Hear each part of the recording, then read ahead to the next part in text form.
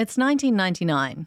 Lou Bega's Mambo No. 5 is New Zealand's favourite song, and Shania Twain's Come On Over is the best-selling album of the year. If you're wondering when the Feelers were hitting their peak, it was now, in 1999 with the album Super System. The biggest news is the general election, where the Helen Clark-led Labour Party formed a coalition with Alliance to strip the country's leadership from Jenny Shipley's National Party. Meanwhile, stripping of a different nature was happening on our screens, leaving the mouths of a nation watering for a chocolate-coated caramel bicky. Join us as we remember when Carlos Spencer took off his clothes for a toffee pop.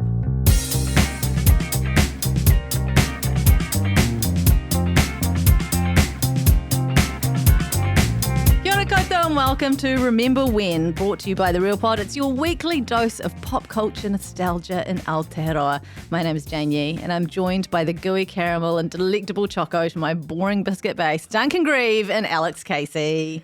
Hi, Jane. Hi. This is exciting. What a year. Mambo No. 5 and Come On Over. You peaked. Like, this It is was all of me. your main interests. I was 8 and it was great. I was 20 and a lot older than you. Were we Where? dating? Maybe. I mean, it depends on the month, because it was only a month. But look, it was a time to be alive. I was at university. I had like a student loan that I should have been spending on textbooks, but I was, as you do with your student loan, you're spending it on things that are just completely selfish, like choccie treats. And I was probably also a bit horned up. So this ad was for me, I was the target audience for this ad. Bit of disposable income, turned on by an All Black, You just gestured at Duncan. I was gesturing in the general vicinity.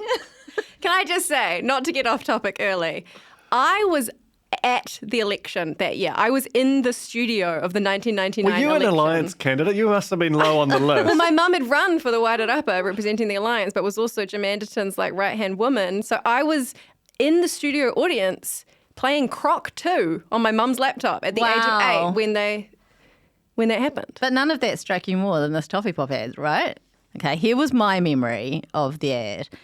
It's Carlos Spencer. There's a lady reclining, eating like a whole tray of toffee pops to herself. There's some sexy music. There's a lot of candles. She's in satin PJs. And Carlos Spencer enters the frame and he opens his white robe to reveal 1,000+ abdominal muscles.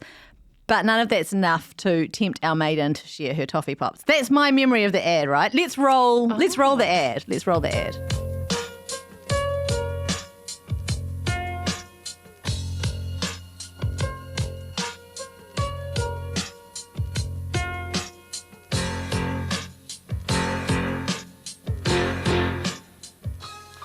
Aww. Neil.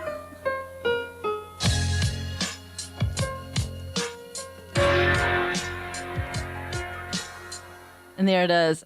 It's so...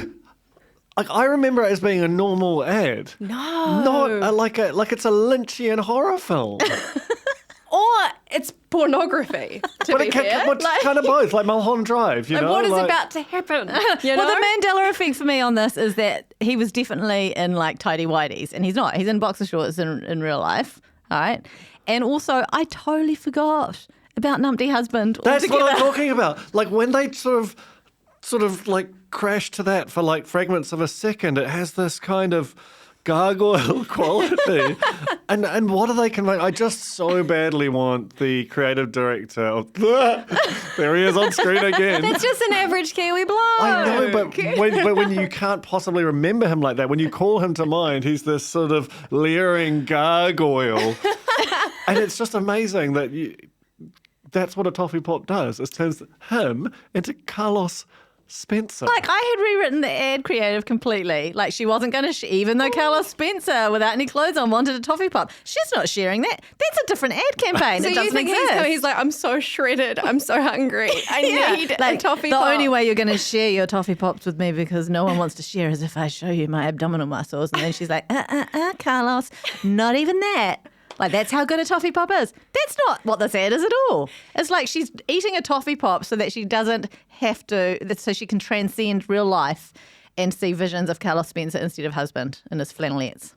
Can I just say, I didn't remember much of this. Not just because I was 8, but because I knew it was something sexy. Therefore, I pretended to be asleep. Oh, yes, of course. Whenever this ad was on TV, that was me. I was gone. Because this was the time. Remember the Paradiso ad? This was the Herbal Essence, orgasm. This was a crazy time. The late 90s was a horny time for advertising. It almost feels like I was watching going, could they play this before 8:30? Like, the watershed? We need to throw it to TI here because when I asked him to please get the footage of this ad, he was, I actually think I've created an HR issue. I couldn't believe it. It's so horny. He enters crotch first. Like, you don't even see his, it's like, it's Yeah. it's I think it's bad. the woman's Nala eyes. Nala from The Lion King that real get me because I had the same thing. I was like, there's no grey area where this is headed. Yeah. Absolutely. But, okay, let's try and think of it. Like, who is this marketing to? Because traditionally, like, you would assume chocolate biscuits, female shoppers 18 to 49, kind of, that's the sort of cynical ad demographic. But is it actually going, hey, husbands of New Zealand, are you not getting enough from your incredibly hot wife? Maybe you need to just start buying heaps of toffee pops and that will just, like, because there's a, like, was there an ASA complaint from There was. frustrated toffee pop buyers going, what, it didn't happen. Like, I still look there like actually this. was an ASA complaint. Of course there was, about objectifying men. Oh, Don't believe guys. it. Don't believe it was upheld. Was there some misandry? I don't know what that word is, but what does that mean? Listen, it's like misogyny against men, right? I think so. It's a phenomenon hate men. that men talk a lot about, but has never actually happened. Right. Well, I actually think it is the target audience is still your shoppers, your female shoppers, who just want a bit of escapism. Like they're stuck with flannelettes But and it's tartan sexual robe. escapism. Yeah. Is the logic that the biscuit makes you hallucinate? Yes. Like, and so but she has to keep mainlining Yes. it. Yeah. So you have to keep eating the whole time. Yeah. Like buy a double Every- pack. Yeah. Like But- imagine you're going in there and you're like, oh, he's going to want it twice this week. I should get 4 packs. Like it's great. It's a great economic model. And how long does it last? Like it's not clear how long the sort of that full vortex, like Not ayahuasca long. hallucination Not long. induced by a toffee pop lasts. So, yeah, I mean, that to me is the ASA complaint, is like, does it work? I mean, I've had toffee pops, pretty good. Pretty, But not that. Like yum. Out of the fridge, top notch. Oh, no, I disagree. Whoa. You okay. can't Wait, fridge room chocolate. Yeah, I'm a hardcore room temper I'm with a all chocolate. hardcore fridge. I fridge girl. also, my ASA complaint is that toffee pops used to be much larger. You can even tell in the ad, yeah. in the hand. Well, maybe she's got a tiny head. But you were also 8. I was 8 smaller smaller hands. eyes as well, so things look bigger. Well, and also just your relationship fundamentally. You're like 3 foot high or something, I assume. Toffee pop, like you're probably at 6 toffee pops tall. This is true. This ad had a huge impact. We've talked about the complaint. There was a general election war. Like easily the greatest coalition of '99 was not Labour and Alliance, but Carlos and a toffee pop. Do you think it swung the election? Probably. People were like, I want some new We need some new blood in there. Maybe people were eating toffee pops as they were doing their voting, But anyway, they even released a 15-second version of the ad when they released their extreme toffee pop, which we'll just watch now. Extreme? I didn't know this. Now you can indulge yourself to the extreme. Even more toffee. Even more. Oh my god! Oh my god! Two Carlos! How much extra did he get for double lossing? Right. But what's the subtext of that? Like that's real full on. Is that like a threesome with the same guy? Also, is this like the AI recreation? It speaks to the moment of the actor's strike and everything. Like, have they Yeah. just doubled his image? Did he get paid twice That's as what much? I'm You talking about, gotta. Paul. It's 100%. They've just layered the image on top of the image, right? Just like a slight delay there. It's like an echo.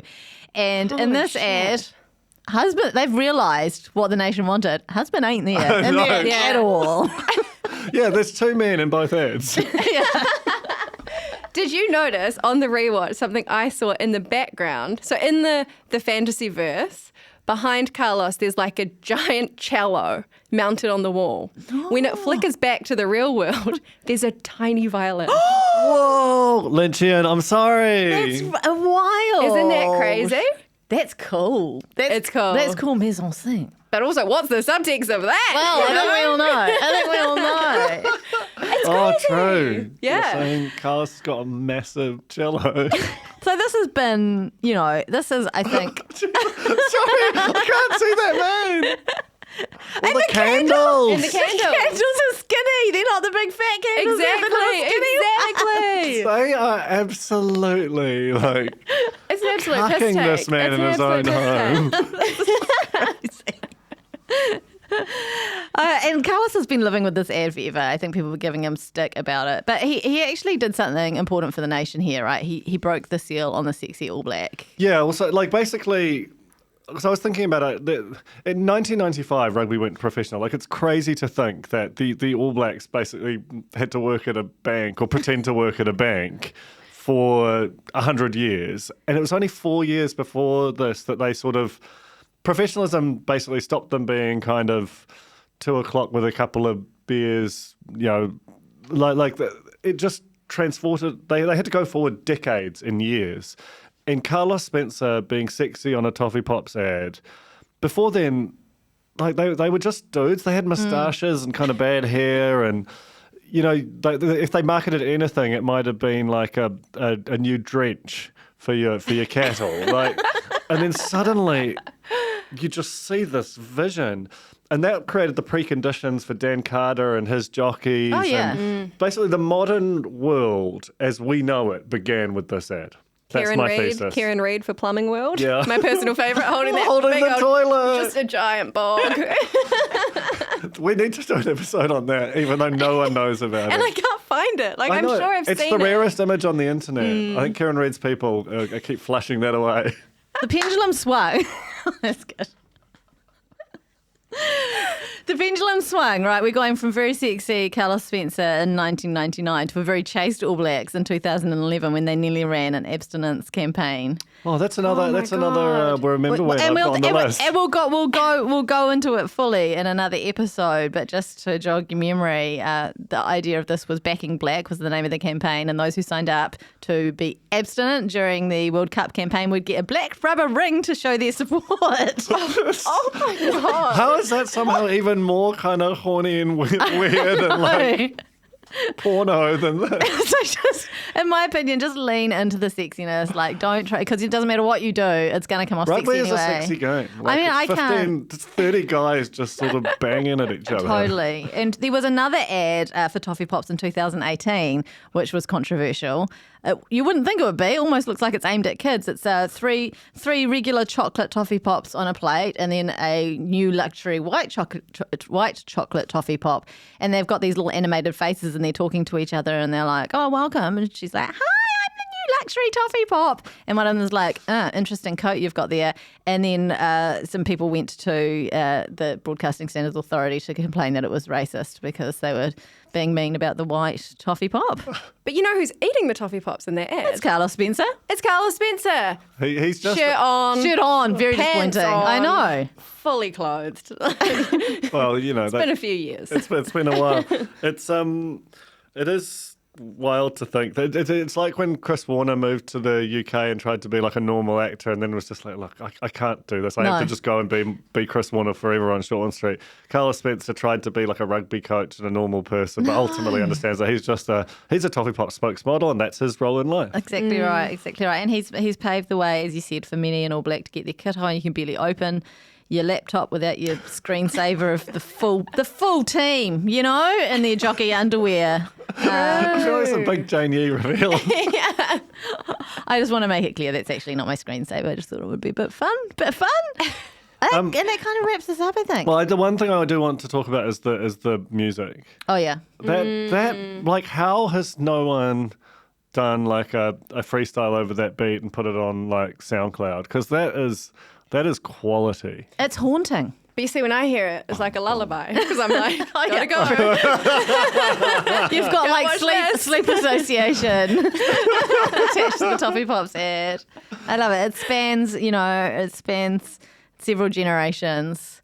What a wonderful little sweet treat to have in our time capsule. Thank you for your service, Carlos Spencer. And it's still a huge part of his life, right? It always comes up in interviews. Yep. He still gets, teased about it to this day. He's done a home reno show. No one's talking about that, though, are they? No. Someone needs to get the high res, though. That's my only complaint, is this is extremely 240p, what we're seeing up there.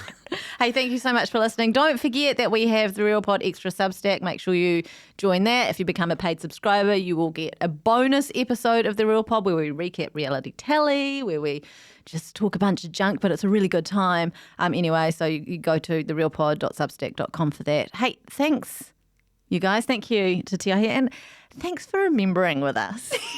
Stop it! It's gonna happen! No. It's gonna happen! Good night.